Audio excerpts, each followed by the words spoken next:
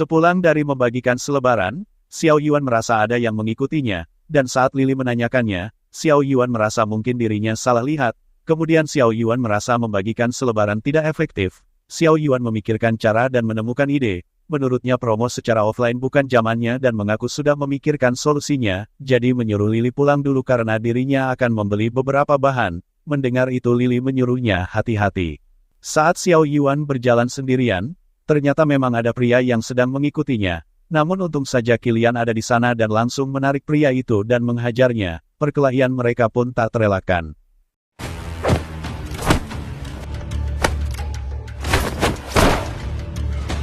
Merasa ada sesuatu, Xiao Yuan mengintip ke belakang dan tidak sengaja melihat Qilian. Qilian? Sementara itu Qilian mencoba menangkap pria itu, namun pria itu berhasil lolos.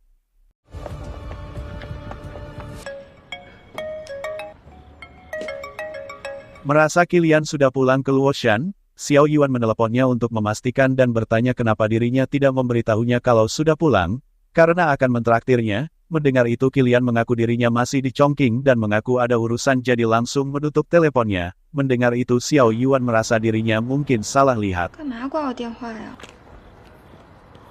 Saat sudah di asrama, Qilian mengirim pesan padanya kalau sudah menemui Pak Zong, namun tidak banyak yang diketahuinya, jadi petunjuk dari Bei Chen sudah terputus.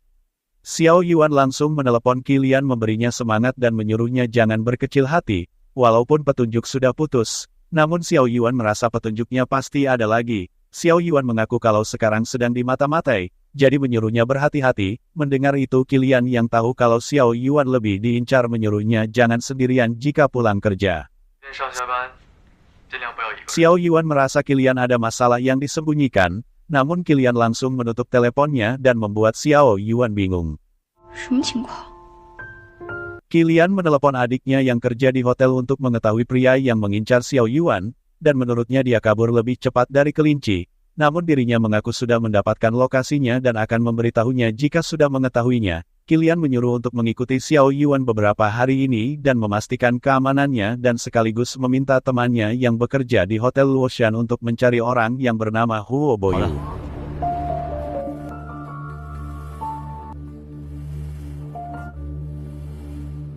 Xiao Yuan pergi bekerja ke salon, karena Qilian sudah menyuruh adiknya mengikutinya sampai di siang bolong. Menurutnya Qilian terlalu cemas, namun ternyata Huo Boyu sedang mengamatinya di belakang. Lily melihat video promosi rias yang dibuat Xiao Yuan sendiri dan mendapat respon positif karena banyak orang yang menyukainya. Dan saat Xiao Yuan datang, Lily memberitahu kalau video yang dibuatnya berefek dan sudah banyak tamu yang bertanya harganya. Mendengar itu Xiao Yuan bertanya apa mereka datang ke salon. Lily mengaku mereka hanya bertanya saja dan mungkin karena akhir tahun. Merasa kalau ini akhir tahun, Xiao Yuan beranggapan perusahaan biasanya akan mengadakan acara tahunan di akhir tahun. Akan ada rangkuman pekerjaan selama setahun dan pasti ada sesi pertunjukan, jadi mengira kesempatannya ada di sini. Lily langsung merasa kalau yang akan melakukan pertunjukan di atas panggung pasti perlu dirias dan memerlukan riasan yang memukau. Lily mengaku jika pesanannya seperti perjamuan malam ini, orang yang dirias lebih dari satu, Xiao Yuan berpikir akan menentukan harga paket dan melakukan pekerjaan riasan semua orang. Mendengar itu Lily terlihat senang. Tiba-tiba Lily mengaku ada masalah bagaimana agar mendapat pesanan seperti ini. Mendengar itu Xiao Yuan memberitahu akan mengandalkan video kedua, namun Xiao Yuan mengaku masih belum membuatnya.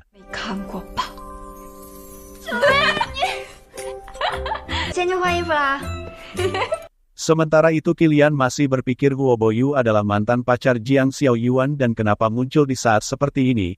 Apakah dia tahu kalau Jiang Xiao Yuan yang sekarang bukan Jiang Xiao Yuan yang dulu? Kemudian Qilian menelepon untuk mencari tahu perkembangannya ke adiknya dan menanyakannya. Dia memberitahu kalau Huo Boyu tinggal di hotel sahabatnya dan dipastikan dia tinggal di Hotel Jiulong Kota Si, kamar 8315. Setelah mendapatkan informasi itu, Qilian langsung bergegas ke hotel di mana Huo Boyu tinggal, dan setelah sampai di Hotel Jiulong, Qilian langsung menuju kamarnya. Tidak berpikir panjang Qilian langsung masuk ke kamarnya, namun Huo Boyu sudah tidak ada di sana. Qilian memeriksa kamarnya dan merasa kalau Huo Boyu baru pergi karena televisinya menyala, dan saat melihat ada jendela terbuka, Kilian langsung memeriksanya.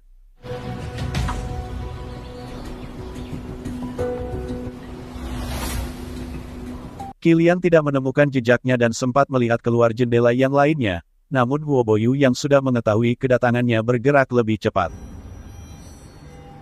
就凭你这个病毒，也想抓住我？ Kilian menelepon sang menyuruhnya untuk menyelidiki Huo Boyu apa yang dilakukannya selama 2 tahun ini. Kilian ingin tahu dia berinteraksi dengan perusahaan atau laboratorium mana. Mendengar itu sang beranggapan Kilian sudah melihatnya. Kilian mengaku tidak, namun mungkin dia menyadari kalau dirinya mencarinya. Kilian mengaku yakin dan bisa dipastikan kalau dia ada kaitannya dengan masalah ini. Huo Boyu yang memang memasang penyadap saat itu mendengarkan percakapan Kilian dan Pak Zong, dan ternyata Huo Boyu memang mengemban misi kalau dirinya harus membawa kembali Jiang Xiaoyuan.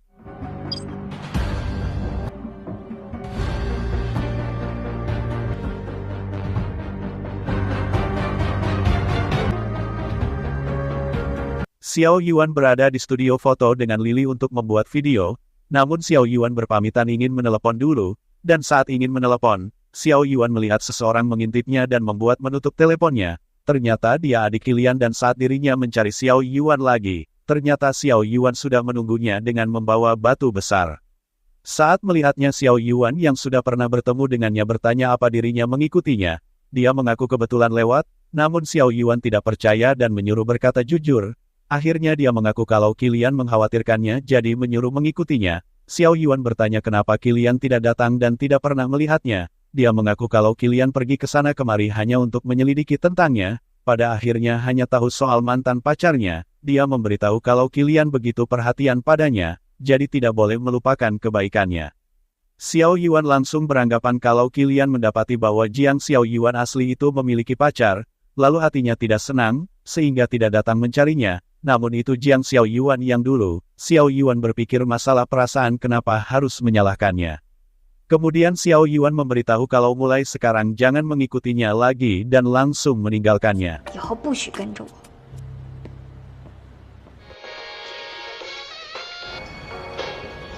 Fang Zhou melihat video promosi yang telah dibuatnya.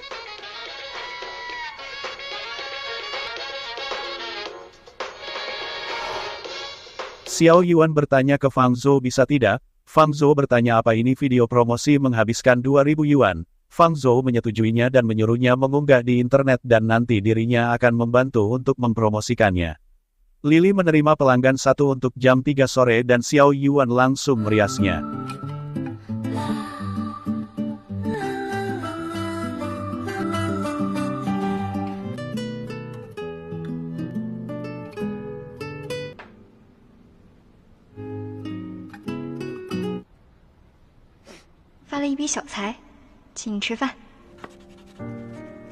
Saat pulang kerja, Lily beranggapan harga paket perjamuan malam yang diberikan sekarang adalah 1.000 yuan setelah didiskon. Saat ini sudah ada 5 perusahaan yang reservasi. Kalau begitu omsetnya adalah 5.000 yuan dan videonya kali ini sudah mencapai setengah dari target mereka. Menurut Xiaoyuan masih ada setengah lagi dan setiap permulaan memang sulit.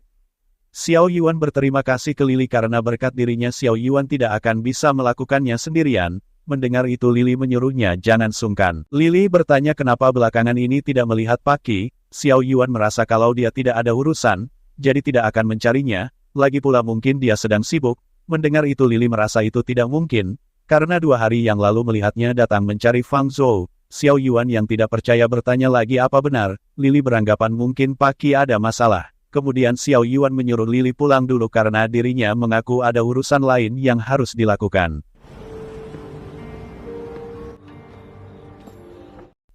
Saat Kilian pulang ke rumahnya, Xiaoyuan sudah di sana. Melihat itu Kilian bertanya apa ada urusan mencarinya.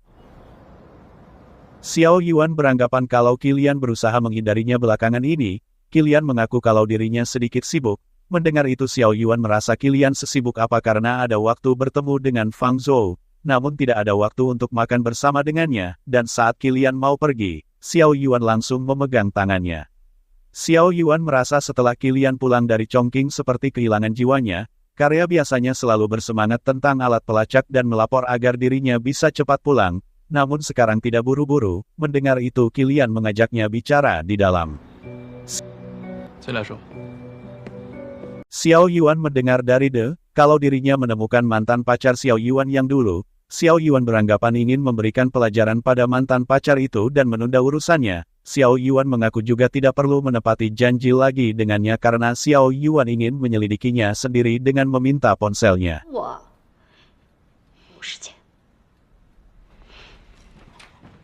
Xiao Yuan mencari ponselnya di rumahnya dan membuat Qilian menyuruh menenangkan pikirannya. Xiao Yuan mengatai Qilian pengecut karena mengira perasaannya begitu dalam dan menyentuh.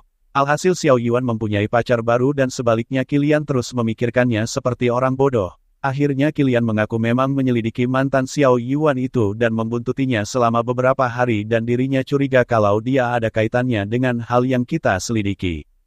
Qilian memberitahu pada waktu Pa Zong dipindah ke kamar pasien, dirinya menemukan alat penyadap yang tertempel di ranjangnya, dan saat polisi memeriksa kamera pengawas, hanya menemukan suster yang masuk dan beberapa murid S2 yang datang berkunjung.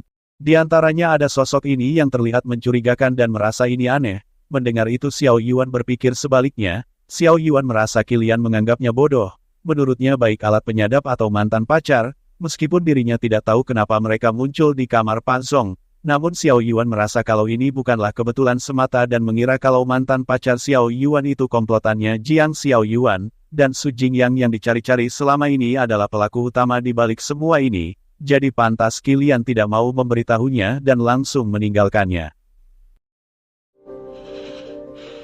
一直认为是我占据了他的身体，而我做什么，那个江小媛才是不择手段的小偷。 Saat di asrama, Xiao Yuan langsung melihat surat perjanjian kontrak bersama Qilian dan merasa kalau ini sudah tidak berguna lagi. Xiao Yuan merobeknya dan membuangnya ke tempat sampah. Kemudian Xiao Yuan melihat ponsel itu lagi beberapa kali. Lili yang terjaga melihat Xiao Yuan masih belum tidur bertanya kenapa larut malam masih belum tidur. Mendengar itu Xiao Yuan mengaku sebentar lagi akan tidur.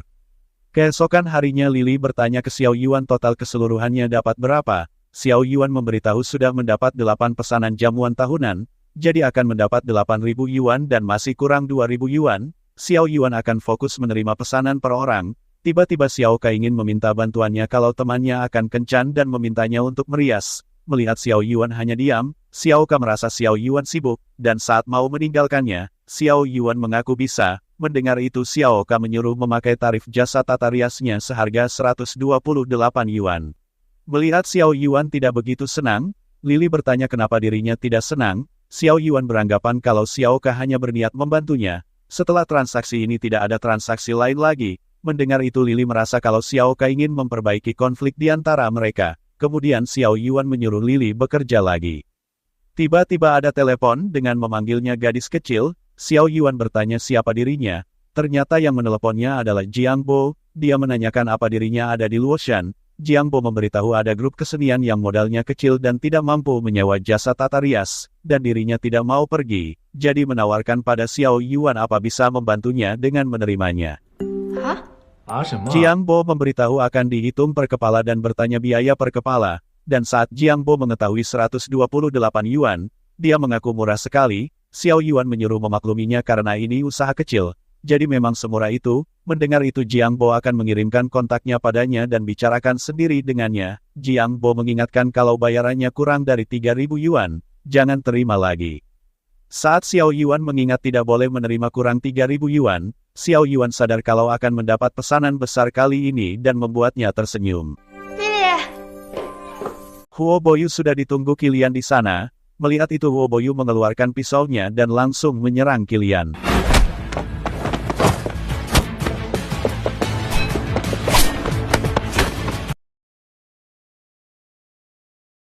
Qilian bisa mengambil pisaunya dan menggoreskan ke lehernya. Ternyata itu hanya mimpi buruk bagi Huo Boyu. Dia merasa kalau Qilian harus dihabisi dulu. Sementara Xiao Yuan sudah berada di tempat grup kesenian dan langsung disambut manajer Cui di sana. Dia memberitahu kalau modalnya sedikit, jadi kali ini meminta bantuan Pak Jiang. Xiao Yuan merasa kalau manajer itu ingin menjadikannya sukarelawan dan memberitahunya tidak menerima kalau kurang dari 3.000 yuan. Mendengar itu manajer Cui bisa memutuskan soal itu. Xiao Yuan langsung bertanya permintaan terhadap riasannya. Manajer Cui memberitahu kalau pertunjukan dramanya berlangsung minggu depan dan menyuruh meriasnya saat latihan sebelum pertunjukan. Kemudian merias di pertunjukan resminya minggu depan dan mengaku riasannya mungkin sedikit rumit dengan memberikan buku contohnya ke Xiao Yuan. Manajer Cui bertanya bisakah merias seperti ini. Xiao Yuan merasa kalau riasan ini hasil karya juara medali emas di kompetisi besar dan menyuruh memperlihatkan pola riasan mereka kepadanya untuk mengetahui seberapa tinggi tingkat kesulitannya. Namun dia mengaku kalau tidak ada karena beranggapan Xiao Yuan direkomendasikan Pak Jiangbo, jadi sudah pasti tidak ada masalah. Xiao Yuan merasa ini terlalu sulit karena waktu hanya minggu depan dan harus menyelesaikan riasan dan juga pola riasan, namun terpaksa Xiao Yuan menerima pekerjaan itu. Kemudian manajer Cui meminta untuk bertemu investornya sebelum mendesainnya karena dia merupakan tokoh utama wanita dalam drama ini. Xiao Yuan sudah sampai di tempat dan langsung menelepon manajer Cui memberitahunya dirinya sudah sampai. Kemudian ada seorang wanita yang berjalan di depannya, dan saat melihatnya, Xiao Yuan merasa tidak asing dan langsung mengenalinya kalau dia Feng Ruixu dan membuatnya berpikir kenapa dia ada di sini. Apa juga melakukan perjalanan waktu, namun saat melihat sikapnya yang memarahi pelayan di sana, Xiao Yuan yakin kalau dia bukan Rui yang dikenalnya.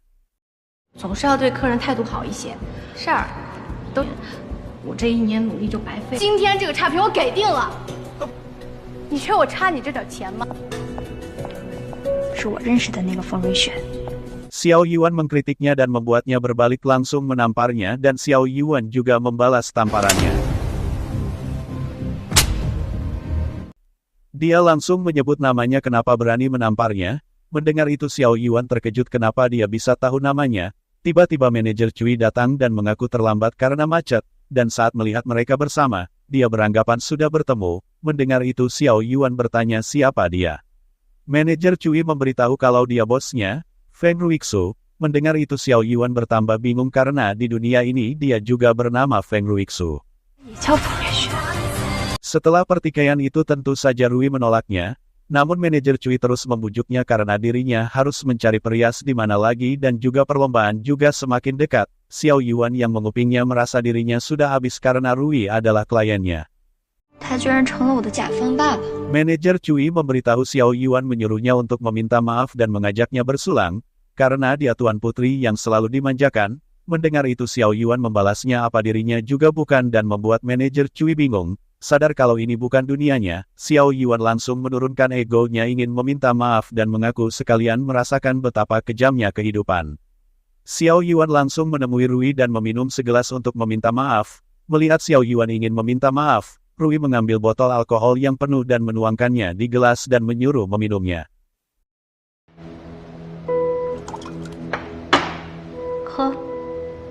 Xiao Yuan berhasil menghabiskannya, namun Rui menuangkannya lagi dan menyuruh meminumnya lagi. Mendengar itu Xiao Yuan terpaksa meminumnya. Namun Rui lagi-lagi menuangkannya lagi. Melihat itu Xiao Yuan merasa Rui tidak ada habisnya dan mengaku awalnya melakukannya demi pekerjaan. Namun sekarang kesabarannya sudah habis dan beranggapan dirinya sudah minum 3 gelas. Jadi Xiao Yuan merasa Rui sudah keterlaluan. Rui menyuruhnya minum atau pergi dari sini. Mendengar itu Xiao Yuan langsung pergi. Xiao Yuan kembali dan bertanya apa pendapatnya tentang riasan ini. Menurutnya harus cocok dengan karakternya. Jadi sarannya riasan ditetapkan sesuai dengan karakter. Mendengar itu Rui beranggapan Xiao Yuan masih berbicara bisnis dengannya. Xiao Yuan beranggapan sekarang yang tidak bisa menunggu lagi adalah dirinya. Jika masih ingin mempertimbangkannya, tidak apa-apa. Namun semakin lama pertimbangannya, maka semakin lama desainnya keluar. Rui mengaku sudah tahu kemampuannya dan memberitahunya meskipun pertunjukannya gagal, dirinya tidak akan mempekerjakannya. Mendengar itu Xiao Yuan langsung pergi. Tiba-tiba teman-teman Rui juga datang dan saat melihat Xiao Yuan, mereka merasa Xiao Yuan masih berani datang menemui Rui karena sudah merebut pacarnya. Mendengar itu Xiao Yuan bingung dan bertanya ke Rui. Rui merasa Xiao Yuan berpura-pura hilang ingatan karena sudah merebut Huo Boyu darinya. Mendengar itu Xiao Yuan memberitahu kalau Huo Boyu adalah pria brengsek yang suka berselingkuh dan sejak kapan dirinya berpacaran dengannya. Rui menyuruh bertanya ke mereka dan membuat mereka mengatai Xiao Yuan.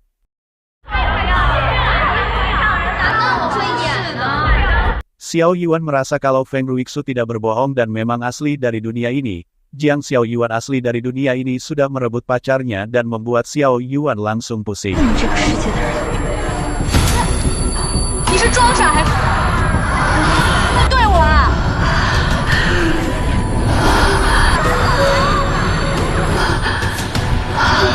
到了。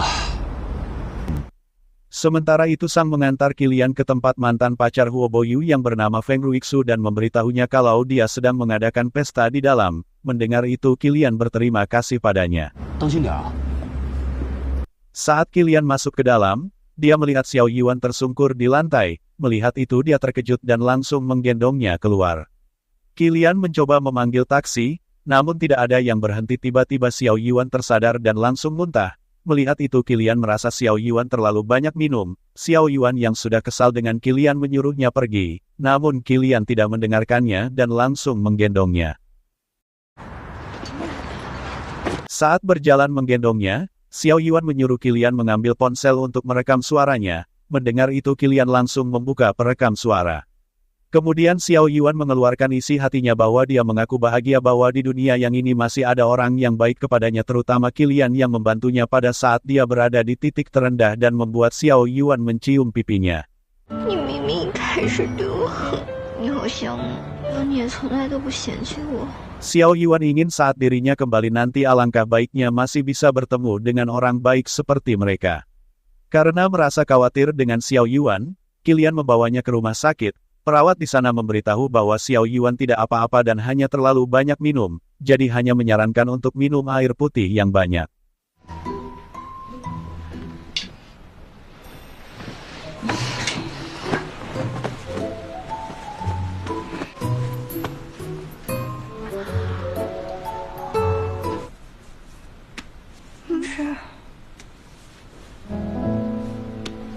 Qilian menemani Xiao Yuan dengan memegang tangannya. Qilian sampai tertidur di sampingnya. Saat Xiao Yuan terbangun di malam hari, dia terkejut melihat Qilian ada di depannya. Xiao Yuan langsung melepaskan tangannya.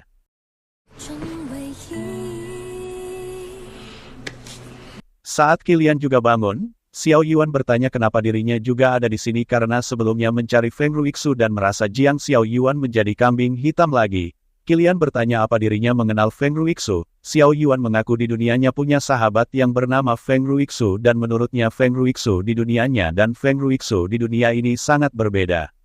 Qilian memberitahu Xiao Yuan kalau Sang sudah menemukan orang yang mengawasi kita sebelumnya yang bernama Huo Boyu dan Feng Ruixu adalah mantan pacarnya. Xiao Yuan lagi-lagi terkejut kalau di dunia ini juga ada Huo Boyu dan mengira sedang menguntitnya. Xiao Yuan memberitahu kalau dirinya adalah mantan pacarnya di dunianya. Xiao Yuan beranggapan Huo Boyu dari dua dunia suka berselingkuh dan Feng Ruixu dari dua dunia juga membenci Jiang Xiao Yuan. Jadi Xiao Yuan bertanya apakah dua dunia ini memiliki semacam hubungan. Xiao Yuan mengajaknya menyelidiki masing-masing dan merasa tidak perlu membagikan informasi ini pada Qilian. Mendengar itu Qilian bertanya apa kata-katanya yang terakhir masih berlaku. Mendengar itu Xiao Yuan tidak mengerti maksudnya dan membuat Qilian memutar rekaman suara miliknya.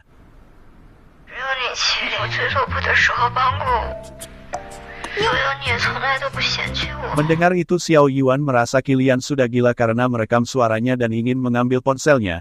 Qilian memberitahu masih mempunyai cadangan. Xiao Yuan bertanya apa yang diinginkannya. Qilian mengaku ingin melanjutkan kerjasama dengannya dan akan mencari cara untuk mengantarnya pulang dan meyakinkannya tidak akan mengingkari janji. Qilian merasa Jiang Xiao Yuan memiliki banyak kesamaan, tapi pada akhirnya tetap berbeda. Kemudian Fang Zhou menelepon Qilian dan merasa kalau Fang Zhou mengkhawatirkan Xiao Yuan karena tidak pulang sepanjang hari, jadi akan mengantarnya pulang dulu dan memberitahu kalau masalah Huo Boyu biarkan dirinya yang mengurusnya.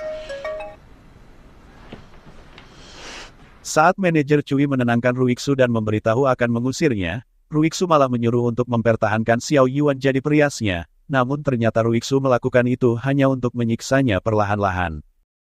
Manajer Cui langsung menemui Xiao Yuan di salon dan memberitahu kalau tiba-tiba Ruixu berubah pikiran. Xiao Yuan tidak percaya karena kemarin dirinya dan Ruixu bertengkar hebat dan mengira dia hanya ingin main-main. Namun manajer Cui meyakinkannya karena juga membawa kontraknya dan memperlihatkan padanya. Saat Xiao Yuan melihat kontraknya, Xiao Yuan mengaku akan menyelesaikan pekerjaannya dan menyuruhnya membayar tepat waktu. Kemudian manajer Cui mengaku ada urusan dan berpamitan dengannya.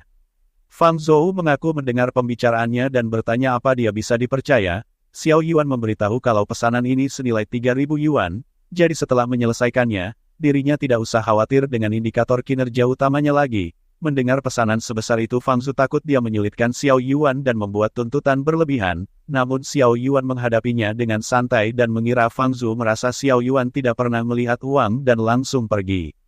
Qilian menemui Ruixu dan saat melihatnya, Ruixu menebak dirinya adalah Qilian dan datang pasti untuk membelanya. Qilian mengaku datang untuk urusan lain. Qilian bertanya apa dirinya dengan Huo Boyu masih berhubungan. Ruixu bertanya atas dasar apa dirinya ikut campur masalahnya, dan saat Ruixu bertanya identitasnya, Qilian langsung pergi. 实话告诉你吧， Ruixu memberitahu kalau Huo Boyu sudah menghilang sejak lama seperti Xiao Yuan. Ruixu mengaku tidak dapat menemukannya, jadi jika bertanya padanya, dirinya juga tidak tahu. Qilian memberitahu kalau Huo Boyu yang selingkuh, jadi seharusnya dirinya mencarinya untuk menyelesaikan masalah. Mendengar itu Ruixu menyuruh mengingatnya untuk memberitahunya jika menemukannya.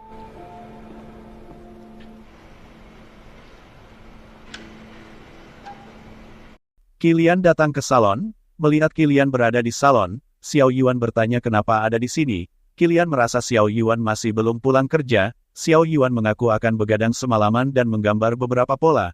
Karena waktunya sudah mendesak, melihat Xiao Yuan terlihat senang, Qilian merasa Xiao Yuan memang menyukai pekerjaan merias. Karena dirinya sebelumnya mengeluh tentang memotong dan mencuci rambut, belum lagi pelanggan yang merepotkan. Mendengar itu Xiao Yuan merasa Qilian mengetahuinya dari Fang Zhou.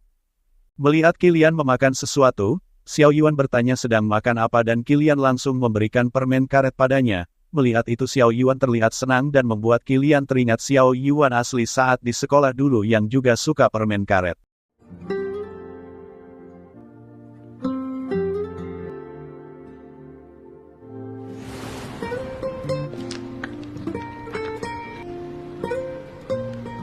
Xiao Yuan mengaku dulu sangat mudah didapatkan karena mempunyai segalanya, sekarang dirinya sudah tidak punya apapun, jadi harus menghargai apa yang dia punya. Xiao Yuan merasa saat menjadi orang miskin baru sadar kalau dirinya menyukai tata rias dan akan menjalankannya sebaik mungkin. Di rumahnya Qilian melihat foto Su Jingyang dan bertanya padanya apa dirinya hidup dengan baik di dunia itu. Qilian merasa Su Jingyang mengirim Xiao Yuan ke sini, namun dirinya mengaku sebentar lagi akan mengantarnya pulang. Keesokan harinya Xiao Yuan memperlihatkan pola riasannya ke manajer Cui. Menurutnya meskipun desain riasannya sangat bagus, namun sebelumnya tidak pernah membuat riasan panggung dan memperlihatkan contoh baju yang akan dipakai di panggung. Xiao Yuan merasa ini berlebihan. Mendengar itu manajer Cui memang sengaja agar penonton di belakang masih bisa melihat aktor di atas panggung. Jadi jika dirinya merias seperti sehari-hari dengan melingkari gambarnya yang dibuatnya karena akan menambahkan berlian pada aktor di sini, penontonnya yang jaraknya jauh tidak akan bisa melihatnya. Manajer Cui memberitahu rancangan riasan ini sangat bagus, tapi cantiknya terlalu mirip, perannya jadi tidak bisa dibedakan. Jika ingin membuat riasan yang lebih cocok untuk penampilan panggung mereka, manajer Cui menyuruh untuk lebih berusaha lagi. Tiba-tiba Ruixu datang dan langsung melihat desain riasannya. Menurutnya dengan kemampuannya yang seperti ini masih berani bekerja. Mendengar itu Xiao Yuan beranggapan Ruixu adalah investor, jadi punya hak untuk membuat permintaan apapun. Sedangkan dirinya karena sudah menerima pesanan ini, akan mengesampingkan dendam pribadi dan berusaha melakukannya dengan baik dan menyuruhnya duduk bersama untuk bicarakan baik-baik jika mempunyai ide. Ruixu merasa tidak punya ide dan menyuruhnya untuk membuat sampai dirinya puas saja. Mendengar itu Xiao Yuan meminta memberinya waktu 2 hari dan langsung pergi. 再来通知我啊。 Xiao Yuan duduk di depan salon masih memikirkannya, kemudian Qilian datang menyapa kenapa duduk di depan pintu. Xiao Yuan beralasan mencari angin segar agar otaknya jernih. Qilian beranggapan proposalnya tidak lancar. Xiao Yuan merasa bersikeras menerima riasan panggung itu, baru mencoba sudah melakukan kesalahan dan mempermalukan diri sendiri, dan dikritik banyak oleh manajer Cui. Mendengar itu Qilian pernah bertemu dengannya dan merasa manajer Cui tidak segalak itu dan Qilian merasa itu pasti salahnya. 就是他的错， Kemudian Kilian beranggapan Xiao Yuan sibuk sampai malam pasti belum makan, jadi mengajaknya makan. Xiao Yuan menyuruhnya mentraktirnya dan langsung mengajaknya pergi. 走。